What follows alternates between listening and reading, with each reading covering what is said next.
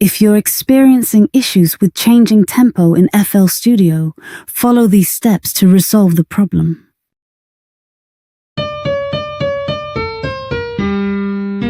As you can see, the tempo is changing back to 120 BPM.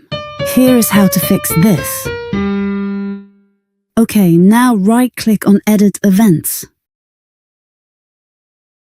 and use Delete key on your keyboard to remove the whole thing from Events Tempo. Now you can adjust the tempo you like. Thanks for watching. Bye-bye.